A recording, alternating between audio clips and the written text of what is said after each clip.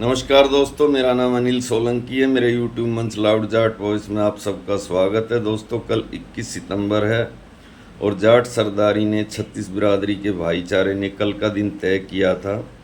कल का दिन था भरतपुर जाने का, मोती महल के अंदर जो रियासतकालीन झंडा है उसको स्थापित करने का, और जो वहाँ के राजकुमार ने झंडा बदला है उस झंडे को हटाने का।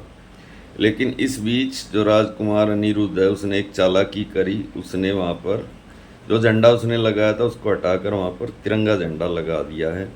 और महाराजा साहब ने भी एक पोस्ट के माध्यम से सरदारी को ये कहा है कि आप कल वहाँ पर ना जाएं। उसके पीछे की उसकी जो राजकुमार अनिरुद्ध है उसकी रणनीति क्या है वो मैं आपको वीडियो के अंत में बताऊंगा।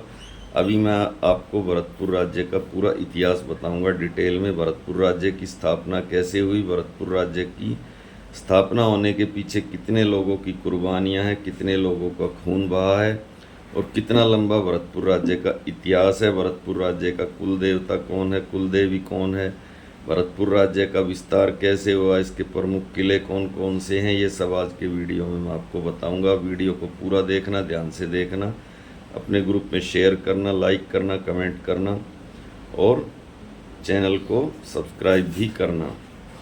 तो शुरुआत करते हैं भाइयों। भरतपुर राजवंश है, ये एक सिनसिनवार गोत्र जाट राजवंश है तथा इसका जो कुल देवता है वो है लक्ष्मण जी और कुल देवी है राजेश्वरी माता। तथा कुल देवी का जो मंदिर है वो भरतपुर के लोहागढ़ दुर्ग के अंदर है।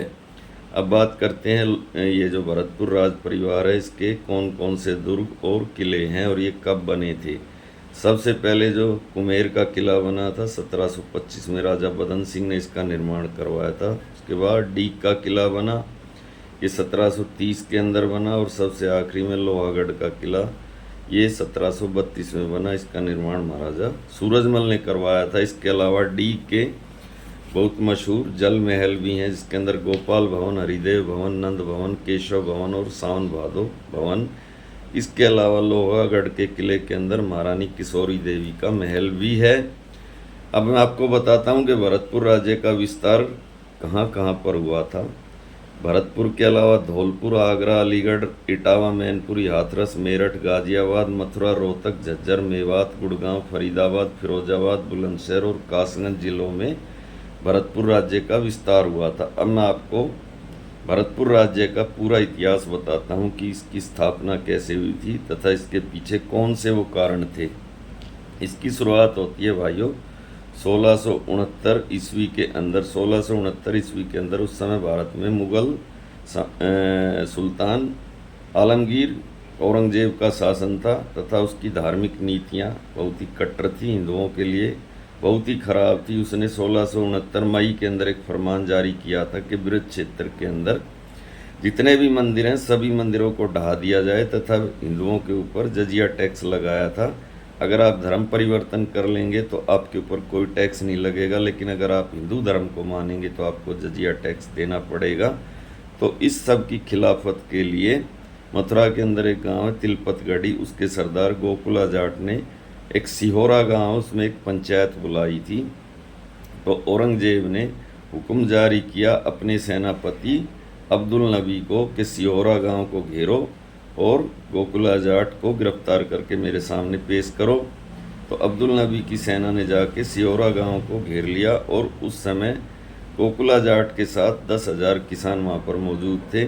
उन किसानों के और मुग़ल फौज के बीच में आमने सामने की लड़ाई हुई तथा उस लड़ाई में जो मुग़ल सेनापति था अब्दुल नबी, उसकी हत्या गोकुला जाट ने कर दी तथा सादाबाद की छावनी जो मथुरा के अंदर स्थित थी उसको लूट लिया, उसमें आग लगा दी।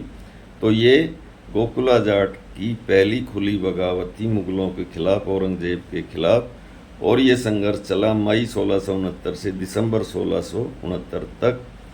दिसंबर 1669 में हसन अली नाम के फौजदार ने गोकुला जाट को गिरफ्तार कर लिया और फिर 1 जनवरी 1670 को गोकुला जाट को आगरा के अंदर फुहारा चौक पे कोतवाली के सामने मौत की सज़ा दी गई। उसके शरीर के अंग अंग काटे गए।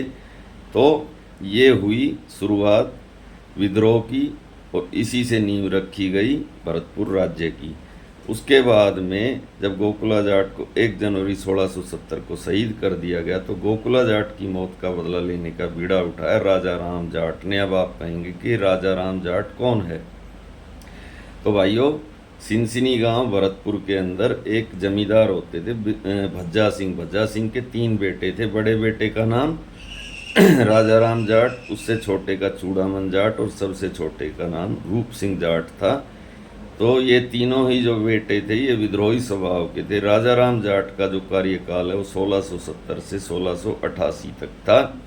जब गोकुला जाट की हत्या औरंगजेब ने करवाई तो उसकी हत्या का बदला लेने के लिए राजा राम जाट ने अपनी एक सेना बनाई तथा उसने 28 मार्च 1688 को आगरे के अंदर जो बादशाह अकबर का मकबरा था उस पर हमला करके मकबरे को लूटा।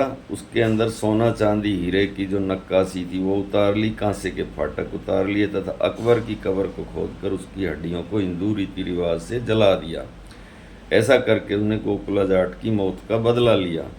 उसके बाद में कहते हैं जब राजा राम जाट की मृत्यु हो गई तो इसकी कमान संभाली उनके छोटे भाई चूड़ामन जाट ने, जिनका 1695 से 1721 तक का कार्यकाल रहा। ये राजा राम जाट के छोटे भाई थे। इन्होंने जंगल के अंदर एक मिट्टी के बने हुए धूण के किले का निर्माण करवाया। इसके बाद इन्होंने अपनी एक फौज बनाई और जगह जगह पर अपनी चौकियाँ स्थापित की तथा ये मुगलों के काफिले को लूटते थे, उनसे टोल टैक्स वसूलते थे और इस पैसे से इन्होंने अपनी सेना बनाई। उस समय मुगल बादशाह मोहम्मद शाह रंगीला के आदेश पर जयपुर के राजा सवाई जयसिंह ने धूण के किले पर हमला किया तथा उन्होंने चूड़ामन जाट के विद्रोह को दबा दिया। 1721 में चूड़ामन जाट की मृत्यु हो गई। अब रोज रोज होने वाले इन संघर्षों से मुगल भी परेशान थे, जयपुर रियासत भी परेशान थी। तो चूड़ामन जाट की मृत्यु के बाद उनके भतीजे बदन सिंह को, जो सवाई जय सिंह थे जयपुर के शासक थे, उन्होंने अपना सहयोगी बनाया। उनको राजा की उपाधि दी, उनको मान्यता दे दी, उनको बिरजराज की उपाधि दी तथा उनको भरतपुर के राजा की मान्यता दे दी। और उसके बाद में ये एक विधिवत रूप से एक राज्य बन गया जो भरतपुर था। और उसके बाद में जो राजा बदन सिंह थे उन्होंने कुमेरडीग और लोहागढ़ के जो है दुर्ग बनवाए। उनकी जो मृत्यु हुई वो उनका कार्यकाल 1723 से 1756 तक था। महाराजा सूरजमल 1756 में राजा बने और 1763 तक राजा रहे। उनका बचपन का नाम सुजान सिंह था तथा उनको जाटों का प्लेटो तथा अफलातून भी कहा जाता है। अब मैं आपको बताता हूँ कि महाराजा सूरजमल ने जो लड़ाइयाँ लड़ी उसमें प्रमुख लड़ाइयाँ कौन कौन सी थी।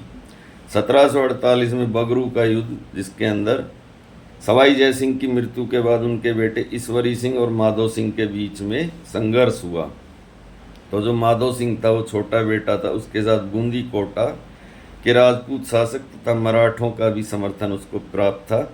ईश्वरी सिंह का साथ महाराजा सूरजमल ने अपने 10,000 सैनिकों के साथ दिया और कहते हैं अपने मुंह में घोड़े की लगाम पकड़कर दोनों हाथों से तलवार लेकर ईश्वरी सिंह को विजय दिलाई तथा उनको जयपुर का शासक बनवाया। ये थी महाराजा सूरजमल की पहली लड़ाई। उस समय तक वो राजा नहीं बने थे, उस समय तक उनके पिताजी ही शासक थे। उसके बाद में जो दूसरी विजय हुई दिल्ली फतेह, ये 1753 में हुई। उस समय भी महाराजा सूरजमल राजा नहीं बने, उनके पिता ही थे। उन्होंने दिल्ली और फिरोज शाह कोटला पर विजय प्राप्त करी। तीसरी जो लड़ाई उन्होंने लड़ी वो कुम्हेर के किले का जब घेराव किया मुगल, मराठा और जयपुर के राजपूतों ने मिलकर। ये 20 जनवरी 1754 से 18 मई 1754 तक 6 महीने तक ये घेराव चला। जो पेशवा बालाजी बाजीराव थे उनके छोटे भाई रघुनाथ राव द्वारा वो ये चाहते थे कि सूरजमल हमारी गुलामी स्वीकार करे, मराठों को टैक्स दे, मराठों के मनसबदार बने। लेकिन इस लड़ाई के अंदर मल्हार राव होलकर के बेटे खांडे राव होलकर की मौत हो जाती है तथा आखिरी में उनको घेराव खत्म करना पड़ता है। 1761 के अंदर महाराजा सूरजमल ने आगरा फतह किया। 12 जून 1761 को मुगल ध्वज को उतारकर भरतपुर का ध्वज लाल किले पर लहराया। 40 दिन की घेराबंदी के बाद मुगलों ने अपनी हार स्वीकार करी। महाराजा सूरजमल की मृत्यु हुई 25 दिसंबर 1763 को दिल्ली के शाहदरा में हिंडन नदी के किनारे मुगल सेनापति रोहेला सरदार नजीबुद्दौला से लड़ते हुए हिंडन नदी के तट पर महाराजा सूरजमल वीरगति को प्राप्त हुए। तो ये था महाराजा सूरजमल का इतिहास। उसके बाद उनके बेटे जवाहर सिंह 1763 से 1768 तक गद्दी पर बैठे। नजीबुद्दौला रोहिला सरदार को हराकर अपने पिता की हत्या का बदला लिया। 1765 में लाल किले का अष्ट धातु का दरवाज़ा उतारकर भरतपुर के अंदर ले गए। कहते हैं जवाहर सिंह का कोई पुत्र नहीं था। उनकी मृत्यु के बाद उनका भाई रतन सिंह राजा बना, उसके बाद केरी सिंह, उसके बाद महाराजा रंजीत सिंह। महाराजा रंजीत सिंह इसलिए विशेष है कि 21 सितंबर 1803 को लॉर्ड लेक नाम के एक अंग्रेज अफसर ने उनके साथ सहायक संधि की थी, यानी बराबरी की संधि। लेकिन उसके बाद जब मराठों और अंग्रेज़ों के बीच में युद्ध हुआ तो मराठा सरदार होलकर को शरण देने की वजह से अंग्रेज़ों ने संधि तोड़ दी तथा उन्होंने लोहागढ़ दुर्ग पर हमला किया। काफ़ी दिन तक लोहागढ़ दुर्ग को घेर के रखा लेकिन कभी जीत नहीं पाए। महाराजा रंजीत सिंह के बाद भी कई राजा आए, उसमें उनका बेटा रणधीर, उसके बाद बलदेव, फिर जसवंत सिंह, फिर राम सिंह, फिर किशन सिंह, उसके बाद बिरजेंद्र सिंह और बिरजेंद्र सिंह के बेटे हैं विश्वेंद्र सिंह। यहाँ तक का इतिहास है। अब बात करते हैं कि अब क्या होगा, क्योंकि कल का जो दिन रखा गया था उसमें महाराजा विश्वेंद्र सिंह ने ही पोस्ट डालकर जो जाट सरदारी है उसको मना कर दिया है आने के लिए, कि वहाँ पर अब तिरंगा लगा दिया गया है। इसके पीछे इस अनिरुद्ध की चाल ये है कि अगर वहाँ पे लोग जाएंगे तिरंगे को हटाएंगे तो उन पर राष्ट्रद्रोह का मुकदमा दर्ज हो जाएगा। तो तिरंगे से कहाँ किसको दिक्कत है? तिरंगा तो हमारे देश की आन बान शान, लाखों शहीदों की कुर्बानियों का प्रतीक है। लेकिन जो रियासतकालीन झंडा होता है उसका अपना एक इतिहास होता है। जब हमारे देश में संविधान लागू नहीं था तो उसके पहले जो रियासतकालीन झंडा है उसी की मान्यता होती थी। अब इस बात का क्या समाधान है भाइयों? अगर जाट सरदारी वहाँ जाकर तिरंगे झंडे के बगल में रियासतकालीन झंडा लगा भी देगी तो घर में तो उस अनिरुद्ध को ही रहना है, वो उसको फिर उतार देगा। तो उसका तरीका तो ये है कि मामला अदालत में जाए, अदालत से डिक्री ली जाए। और दूसरी बात यह है कि जब तक महाराजा विश्वेंद्र सिंह बैठे हैं जब तक तो ये रियासत है, उसके बाद जब महाराजा नहीं रहेंगे तब तो इस अनिरुद्ध ने इस रियासत का इतिहास ख़त्म कर ही देना है। अभी तो ये बहुत खुश होकर ये बातें बोल रहा है कि मैं जाट नहीं हूँ, मैं राजपूत हूँ, लेकिन इसको ये नहीं पता कि बाद में जो लोग आज इसका वेलकम कर रहे हैं कल इसको दासी पुत्र, रखेल पुत्र जैसे शब्दों से नवाजेंगे, तब क्या होगा।